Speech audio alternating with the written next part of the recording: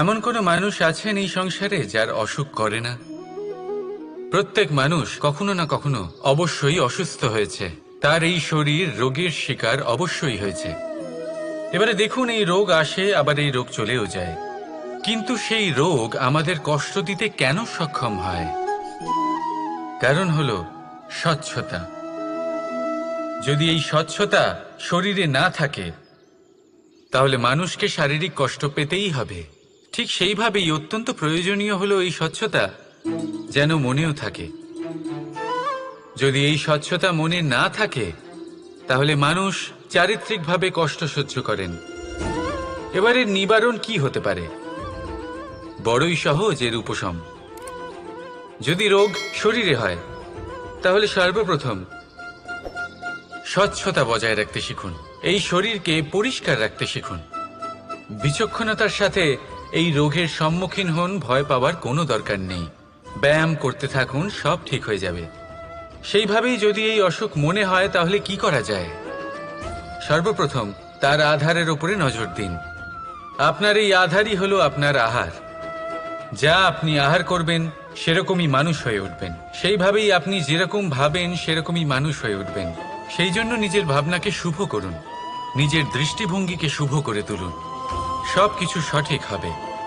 আপনার আমার সবার মধ্যেই এক রাক্ষস বাস করে, তার সম্মুখীন হন, তাকে পরাস্ত করুন।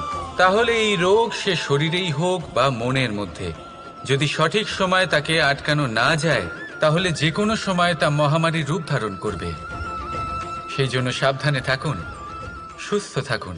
একজন মানুষ অন্য মানুষের সাথে শত্রুতা করে বসেন, দুজন ঘনিষ্ঠ বন্ধু। এমনও এক সময় আসতে পারে যখন এনারা একে অপরের শত্রু হয়ে ওঠেন। এর অনেকগুলো কারণ হতে পারে, কিন্তু মূল কারণ হলো আলোচনা। আগে হ্যাঁ, আপনি যদি কারোর বিষয়ে আলোচনা করেন তাহলে সে আপনার শত্রু হয়ে যেতে পারে। এবার মনে একটা প্রশ্ন আসতে পারে যে এটা কিভাবে সম্ভব হতে পারে? আলোচনা এটা তো অত্যন্ত জরুরি। যদি আমি নিজের বন্ধুর খারাপ কাজের বিষয়ে আলোচনাই না করি তাহলে সে শুধরবে কি করে? এ কথা সত্যি যে আলোচনা আবশ্যক, কিন্তু তার থেকেও বেশি গুরুত্বপূর্ণ এবং আবশ্যক হলো আপনার এই সিদ্ধান্ত এটাই যে আপনার এই আলোচনা কোন স্থানে করবেন। যদি এটা সবার সামনে করবেন ভাবেন তাহলে তা অপমানও হয়ে যেতে পারে। যদি এটা আলাদাভাবে করেন তাহলে তা পরামর্শ হয়ে যায়। অপমান কেউ স্বীকার করতে পারেন না, কিন্তু পরামর্শ সকলের ভালো লাগে। তাহলে যদি আপন কারোর জন্য ভালো কিছু চান, কাউকে শুধরে দিতে চান, আর আপনার মনে হয় আলোচনা আবশ্যক, তাহলে সর্বপ্রথম সময়, পরিস্থিতি আর স্থানের কথা মনে রাখবেন। নয়তো এই আলোচনা আপনাকে খুব ভোগাতে পারে। কোনো ব্যক্তির নির্মাণ হয় কিভাবে?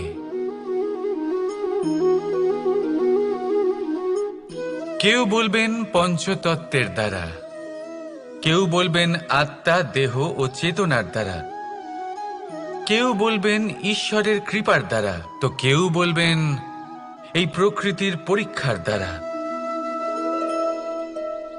না, মানুষের নির্মাণ হয়ে থাকে বিশ্বাস দ্বারা।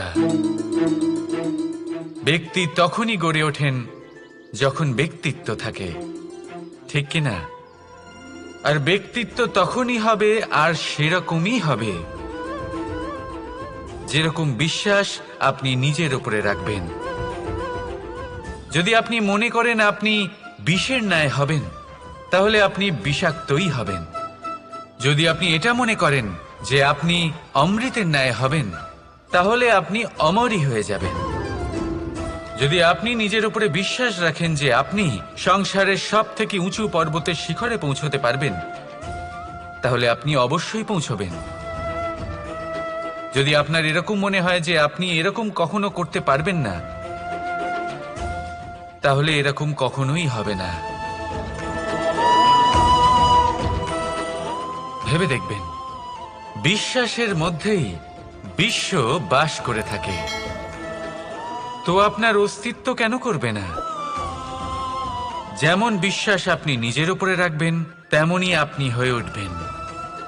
সেই জন্য নিজের উপরে বিশ্বাস রাখুন। আর হ্যাঁ, ভালোবেসে বলুন, রাধা রাধা। কি ভাবছেন? আজ কৃষ্ণ রথীর স্থানে বসে আছে, যেখানে ওর সারথীর স্থানে বসা উচিত ছিল। এটাই ভাবছিলেন তো? অনেক সময় এমন হয় যে আমরা যা দেখছি তা সত্যি হয় না। যেমন সূর্যকে আমরা দেখতে পাই কারণ তাকে দেখা যায়। তবে সত্যি হলো এটাই যে আমরা সূর্যকে দেখতে পাই কারণ আমরা সূর্যকে দেখি। এবার নিজের চোখ বুজে ফেলুন। এবার দিন না রাত কিছুই যায় আসে না। ঠিক সেইভাবে ধর্ম স্থাপনের এই কাজে, ধর্মের এই পথে আমি সারথি নই, আমি হলাম রথী। আর আমি খুঁজে চলেছি সেই সারথি যিনি ধর্ম, কর্ম এবং ভক্তিতে পরিপূর্ণ। ধর্ম যা আপনাকে সঠিক পথে চালনা করে, কর্ম যা আপনাকে পরিশ্রম করায়, আর ভক্তি তাকে সেই পথ থেকে বিচলিত হতে দেয় না। আজ পর্যন্ত আমি সবার সখা ছিলাম, সবাইকে সঠিক পথে চালনা করতাম। এবার আমি খুঁজে চলেছি সেই ব্যক্তিকে যিনি আমার সখা হবেন আর ধর্ম স্থাপনের এই শুভ কাজে আমার সাথী হবেন।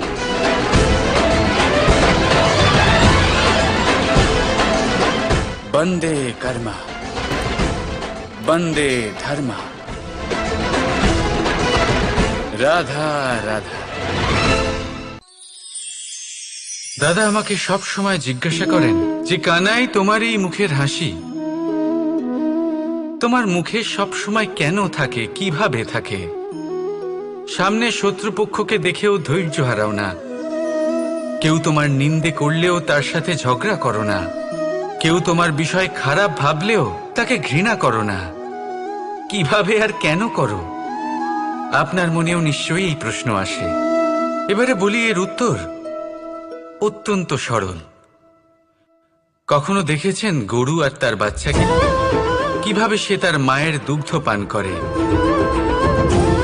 সুখে থাকে কারণ ও জানে যে ওর মা এই দুগ্ধরূপী অমৃত ওকে খাওয়াতেই থাকবে। ও জানে যে এই সময় শুধু ওর জন্য, যাতে ও নিজের মায়ের এই দুগ্ধরূপী প্রসাদ গ্রহণ করতে পারে, আর সেই জন্য ও সুখে থাকে। সেইভাবেই এই জীবন হলো ভালোবাসা। এতই ছোট হলো এই জীবন যে ভালোবাসার জন্য কম পড়ে যায়। ঘৃণা করে কেন সময় নষ্ট করব? আমি এটাই করি, আপনিও এটাই করুন। ভালোবাসুন, সবার মধ্যে ভালোবাসা ছড়ান, আর এই ভালোবাসার সাথেই বলুন, রাধা রাধা। যুদ্ধ। আমরা সবসময় আমাদের জীবনের প্রত্যেকটা যুদ্ধ জয় করতে চাই। এমন কোনো যুদ্ধ নেই যা আমরা হারতে চাই। কিন্তু যুদ্ধ জয় করার জন্য সবসময় আক্রমণ করা বা শত্রুর সামনে গিয়ে দাঁড়িয়ে পড়া, তা কিন্তু সঠিক পদ্ধতি নয়। আর এটা যে সবসময় জয় এনে দেবে তাও নয়।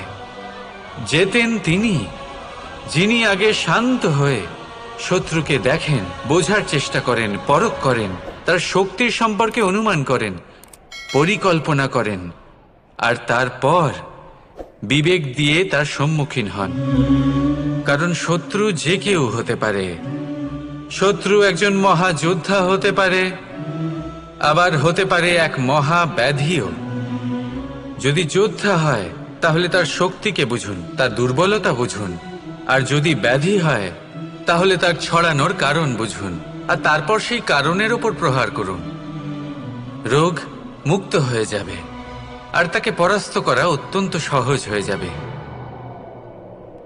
মনে রাখবেন, প্রত্যেক যুদ্ধ কিন্তু সীমান্তে লড়া হয় না। কিছু যুদ্ধ এমনও হয় যাতে ঘরে বসে জয়লাভ করা সম্ভব। তাহলে আপনিও এই যুদ্ধ জিতুন আর আমার সাথে ভালোবেসে বলুন, রাধা রাধা। বর্ণমালার সব থেকে প্রথম অক্ষর হলো ক। হয়তো সেই জন্যই এই জীবনের, এই সংসারের সব থেকে প্রথম এবং গুরুত্বপূর্ণ জিনিস হলো কর্ম। এবার এই কর্ম আসলে কি? জন্মগ্রহণ থেকে মৃত্যু পর্যন্ত এই জীবনকালে মানুষ যা কিছু করে থাকেন সেটাই হলো ওনার কর্ম।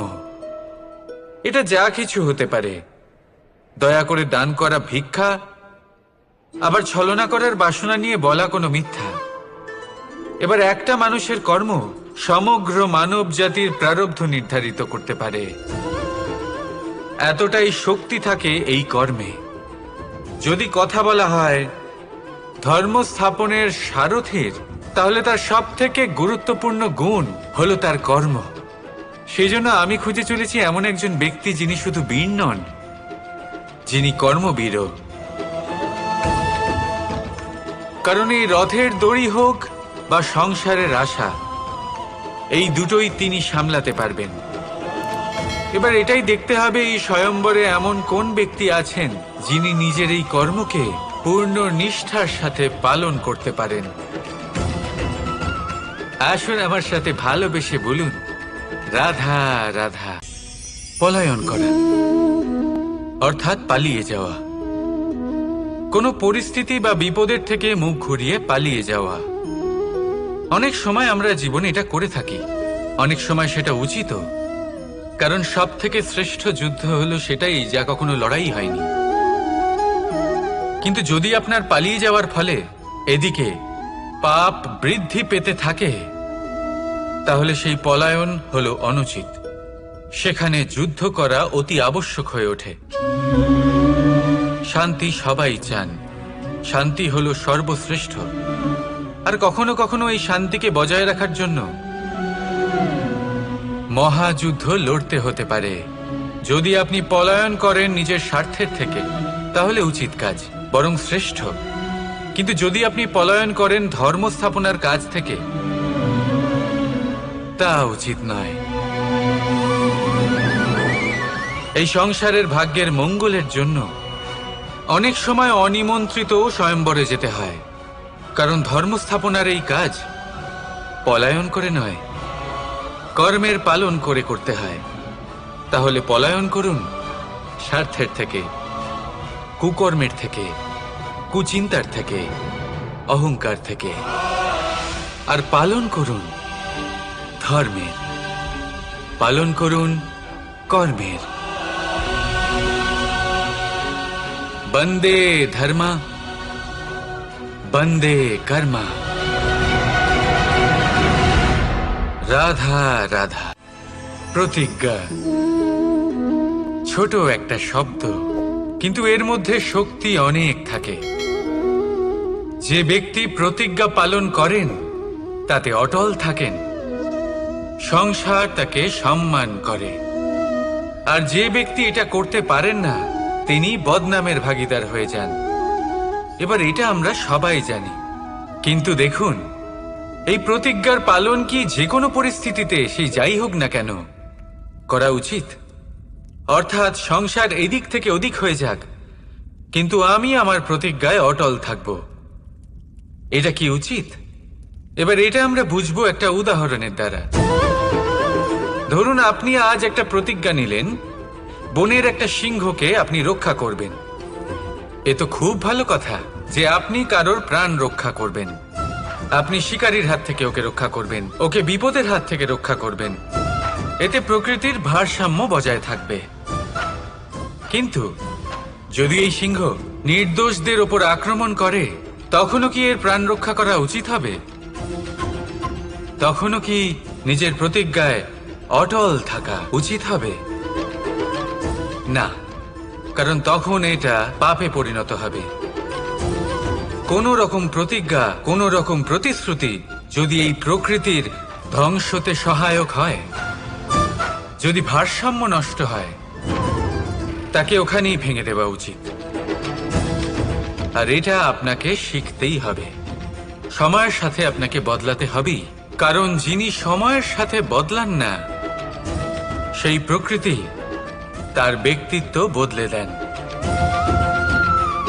মনে রাখবেন, সেটাই হলো প্রতিজ্ঞা, সেটাই হলো প্রতিশ্রুতি যা এই সংসারের মঙ্গল করে। নয়তো সেটা হলো পাপ, যে পাপের শাস্তি প্রকৃতি আপনাকে অবশ্যই দেবে। তাহলে আসুন আমার সাথে বলুন, বন্দে ধর্মা, বন্দে কর্মা, রাধা রাধা। এই স্বয়ম্বরে আসার আমার একটাই উদ্দেশ্য ছিল, আমার এই ধর্ম স্থাপন করার কাজের জন্য একজন সারথি নির্বাচন করা। আর ধর্মবীর এবং কর্মবীরের নির্বাচন তো হয়েই গেছে। এবার এটাই দেখতে হবে যে জ্ঞান কার মধ্যে রয়েছে, কে আছেন যিনি মহাজ্ঞানী। এবার বলি, যে জ্ঞানের কথা আমি বলছি তা সেই জ্ঞান নয় যা বই থেকে পাওয়া যায়।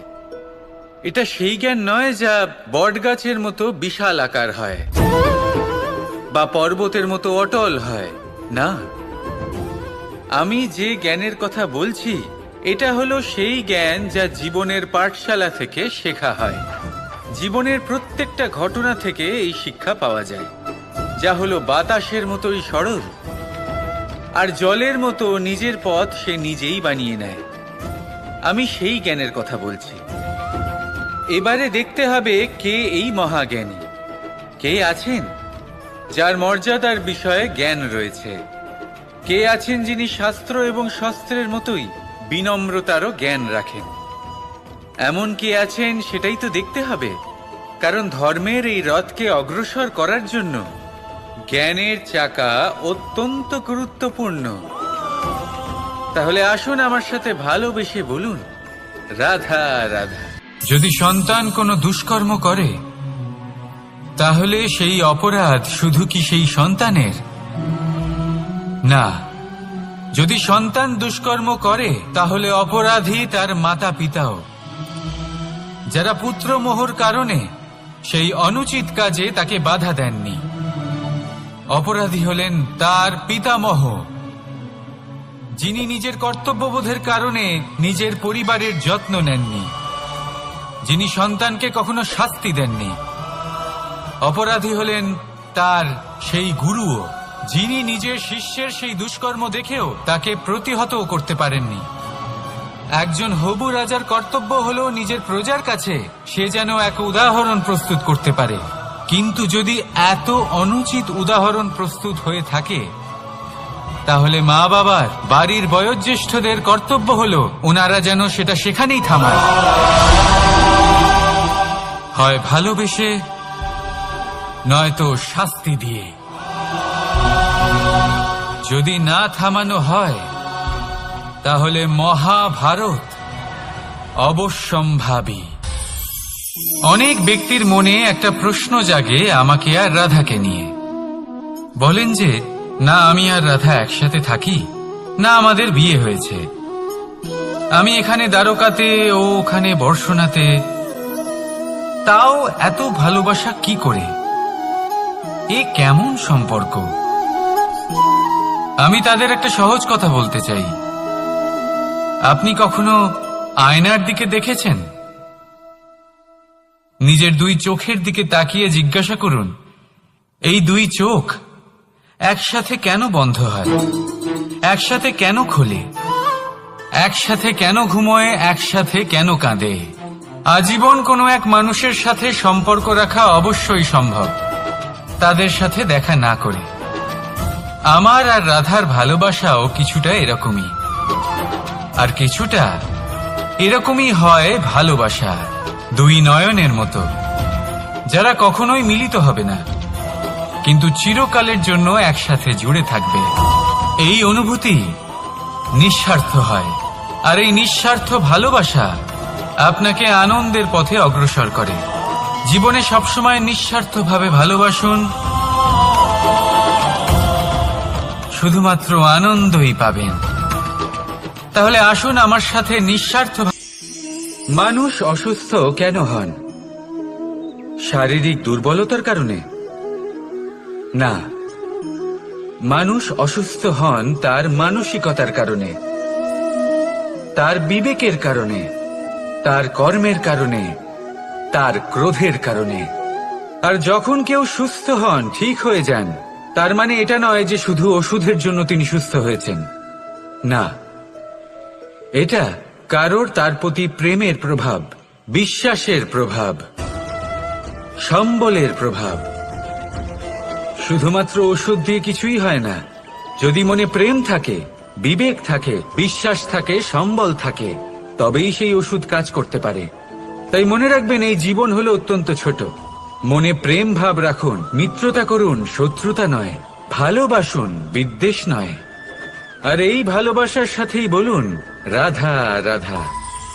মানুষ নিজের জীবনে ঈশ্বরকে খুব মান্য করে, ওনার জন্য কি না করে। ভিন্ন ভিন্ন নামে তাকে স্মরণ করে, তাকে পুজো করে, তার আরাধনা করে। সে জানে যে ঈশ্বর তাকে শক্তি অবশ্যই দেবেন, তাকে সাহায্য অবশ্যই করবেন। কিন্তু যখন প্রশ্ন আসে গুরু এবং ঈশ্বরের, তখন গুরুর মান কখনো কম হওয়া উচিত নয়। কারণ সত্যি বলতে কি, গুরুই হলেন সেই সিঁড়ি যা বেয়ে আপনি ঈশ্বরের কাছে পৌঁছানোর পথ খুঁজে পাবেন। সেই পথ আপনি গুরুর থেকেই পাবেন। গুরু না থাকলে আপনি কখনো ঈশ্বর লাভ করতেই পারবেন না। আর জীবনে অনেক সময় লক্ষ্যের থেকেও অনেক বেশি গুরুত্বপূর্ণ হলো পথ। তাই এই পথের সম্মান করতে শিখুন, অর্থাৎ গুরুকে সম্মান করতে শিখুন। কারণ গুরুই হলেন পরমেশ্বর। তাহলে আসুন আর আমার সাথে ভালোবেসে বলুন রাধা রাধা। অহংকার অত্যন্ত বলশালী হয়। এই অহংকার মানুষকে কখনো নত হতে দেয় না।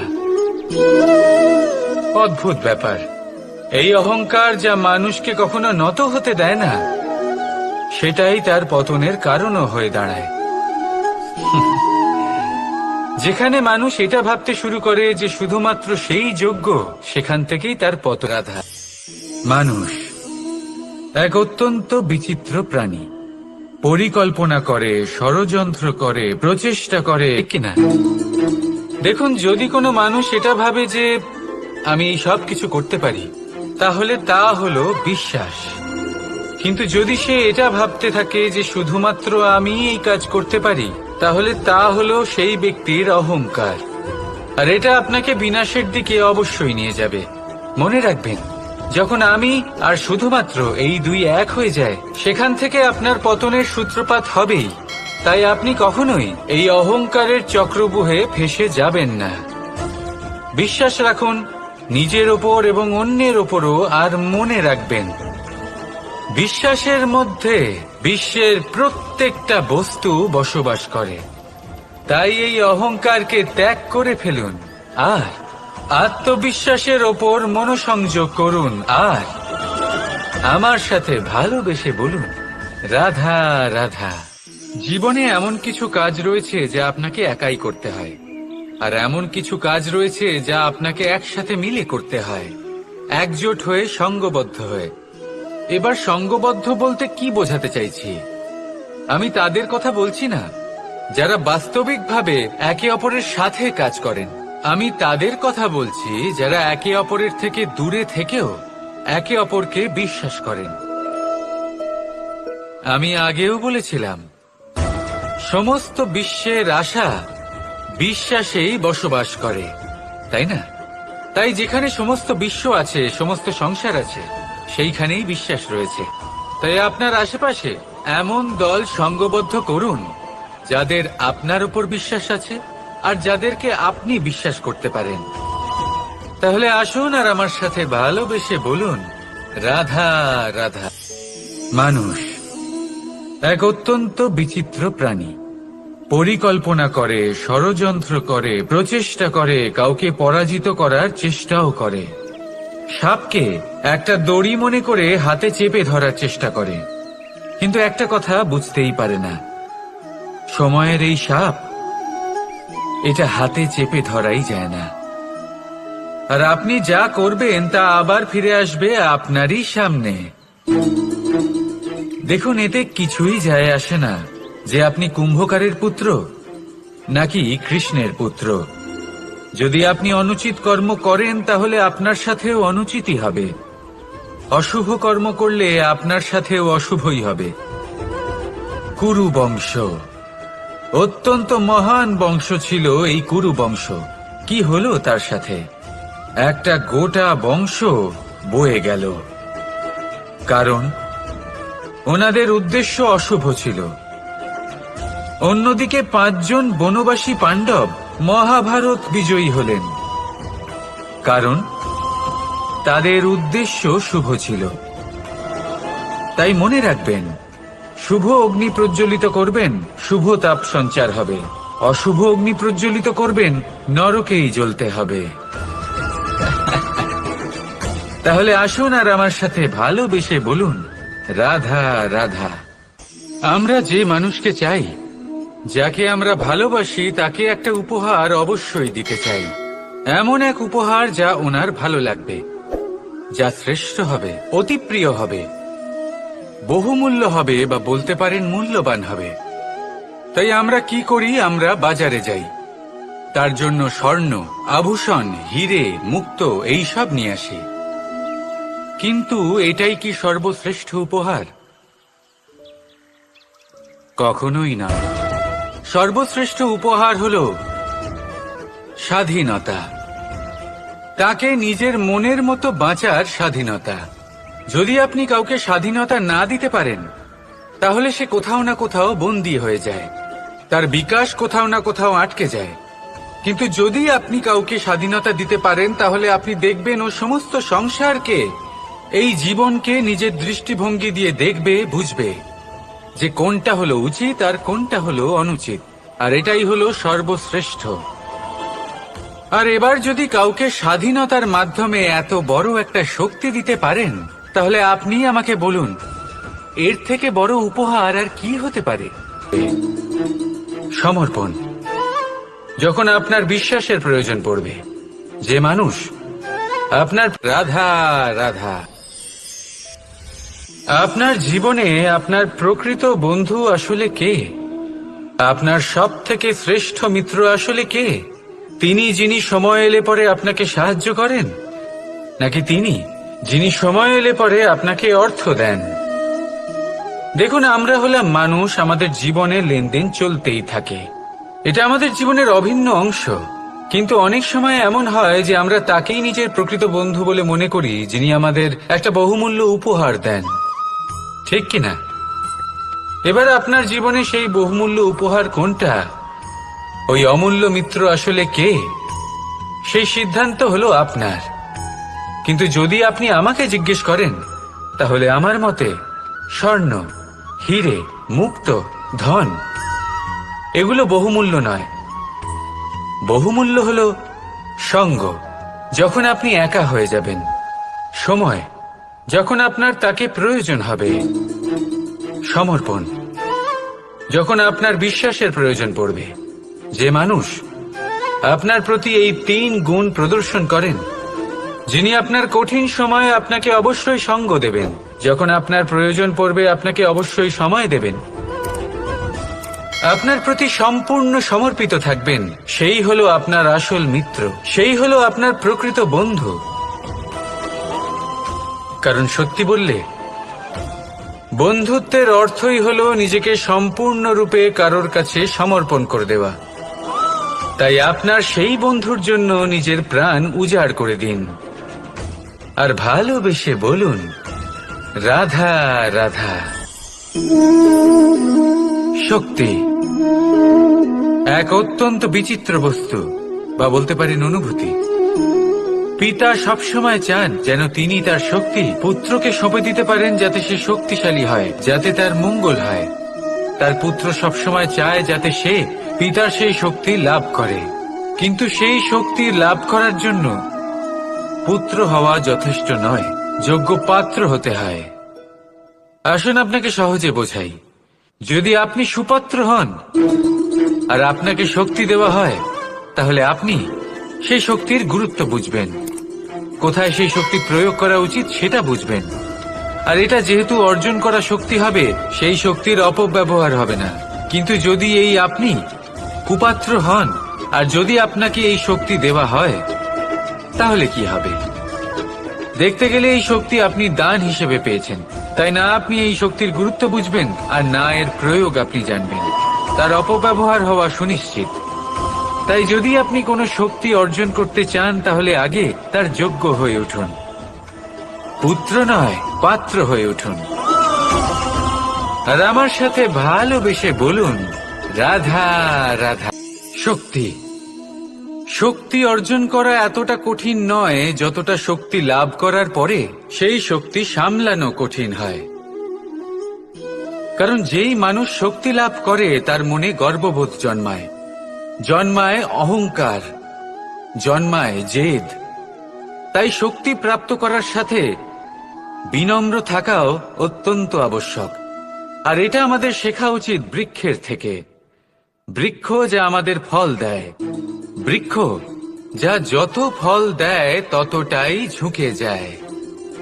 আমরা পাথর মারি ওই বৃক্ষের থেকে ফল প্রাপ্ত করার জন্য।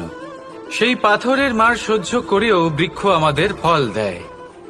কোনো গর্ববোধ নেই, কোনো অহংকার বোধ নেই। আর সেই জন্য এই বৃক্ষের পুজো করা হয়।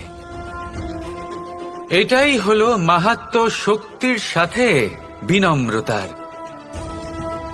যদি এই শক্তি সৃজন করে থাকে, সাহায্য করে থাকে, সম্বল হয়ে থাকে, তবেই সেই শক্তি উপযুক্ত। আর নয়তো সেই শক্তি একদিন আপনাকে আসক্ত অবশ্যই করবে। তাহলে শক্তি অবশ্যই অর্জন করুন, কিন্তু তার সাথে সেই শক্তি সামলানোর মতো বিবেকও আপনাকে অবশ্যই জাগ্রত করতে হবে। তাহলে আসুন আমার সাথে ভালোবেসে বলুন, রাধা রাধা। কথায় আছে, প্রত্যেক পুত্র তার পিতার প্রতিচ্ছবি হয়, আর সমস্ত প্রতিচ্ছবি চায় যেন সে তার অস্তিত্ব প্রাপ্ত করতে পারে। পুত্র চায় সে যেন তার পিতার মতো হয়, বা কখনো কখনো তার থেকেও শ্রেষ্ঠ হয়। সেটা কোনো অনুচিত ব্যাপার নয়। অনুচিত তখন হয় যখন পুত্র নিজের পিতার মতো হবার স্বপ্ন পূরণ করতে গিয়ে বা তার থেকেও শ্রেষ্ঠ হওয়ার স্বপ্ন পূরণে অনুচিত পথের আশ্রয় নেয়। এটাই হলো মাহাত্ম্য শক্তির সাথে বিনম্রতার সম্পর্ক। অত্যন্ত মধুর হয়ে থাকে। পিতা স্বপ্ন দেখেন, তাকে পূর্ণ করার সকল সম্ভাব্য চেষ্টা করেন, কিন্তু তাও অনেক সময় ওনার স্বপ্ন অপূর্ণ থেকে যায়। তখন পিতা ভাবেন যে স্বপ্ন উনি পূর্ণ করতে পারেননি, ওনার সন্তান তা অবশ্যই পূরণ করবে। যে স্থানে উনি কখনো পৌঁছতে পারেননি, সেই স্থানে ওনার পুত্র অবশ্যই পৌঁছবে। পিতা নিজের সন্তানের ভবিষ্যৎ নিয়ে সেই স্বপ্ন দেখেন, আর যখন সেই সন্তান সামনে এগোতে থাকে তখন তার দুঃখ হয় না, বরং গর্ব হয়। ওনার ভালো লাগে এটা দেখে যে ওনার সন্তান অনেক উন্নতি করছে। কিন্তু যখন সন্তান নিজের অভিভাবকের শক্তি দেখে, তার যশ দেখে হিংসা করতে থাকে, সমস্যা সেইখানেই শুরু হয়। সেই জন্য সকল সন্তানকে এটা মনে রাখতে হবে, দেখুন, পুত্র হবার সুবাদে, এক সন্তান হবার সুবাদে এটা হলো আপনার অধিকার যে আপনি আপনার পিতার থেকে বেশি উন্নতি করবেন। আপনার পিতাও এটাই চান, কিন্তু সুস্থভাবে এটা করুন। একটা রেখা টেনে নিন যাতে আপনি তাতে এগোতে পারেন আর আপনার পিতার তাতে গর্ববোধ হয়, আর সেই বিষয়ে দুঃখ না হয় যে আমার সন্তান আমাকেই ছোট করার চেষ্টা করছে। ইতিহাস সাক্ষী রয়েছে, যে মানুষ অন্য কাউকে ছোট করার চেষ্টা করেছেন সেই মানুষই ছোট হয়ে গেছেন। আর আমার মনে হয় না আপনি এটা চান, কারণ কোনো একদিন আপনিও কারোর পিতা হবেন। আসুন আমার সাথে ভালোবেসে বলুন, রাধা রাধা। ভক্তি আর শক্তি, এই দুইয়ের মধ্যে সম্পর্ক অত্যন্ত সরল। মানুষ ভক্তি করেন যাতে তিনি শক্তি লাভ করতে পারেন, আর শক্তি লাভ করার পরে ভক্তিভাব ভুলে যান, আর শক্তির প্রতি আসক্তিতে মত্ত হয়ে যান, আর সেখান থেকেই তার বিনাশ শুরু হয়। কেন? কারণ ভক্তির দ্বারা প্রাপ্ত শক্তি অন্য কারোর হিতের জন্য ব্যবহার করতে হয়, অন্য কারোর মঙ্গল করার জন্য ব্যবহার করতে হয়, কারোর বিনাশের জন্য নয়। এবার যদি আমি আপনাদের একটা উদাহরণ দিয়ে বোঝাই, তাহলে কোদাল দিয়ে আমরা মাটি কোপাতে পারি, একটা গর্ত খুঁড়তে পারি যাতে একটা নতুন বৃক্ষ জন্ম নিতে পারে, একটা বৃক্ষ যা অন্য জীবকে ফল প্রদান করবে, যাত্রীদের ছায়া প্রদান করবে। তাই আমরা কি করি? আমরা বাজারে যাই, তার জন্য স্বর্ণ, আভূষণ, হিরে, মুক্ত এইসব নিয়ে আসি। কিন্তু এই কোদালের ব্যবহার যদি আমরা অন্য কারোর ক্ষতি করার জন্য করি, তাহলে ক্ষতি শুধুমাত্র আমাদেরই হবে।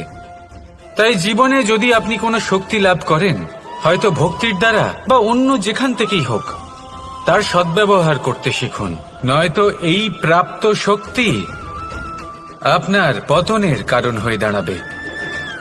তাহলে আসুন আমার সাথে ভালোবেসে বলুন, রাধা রাধা।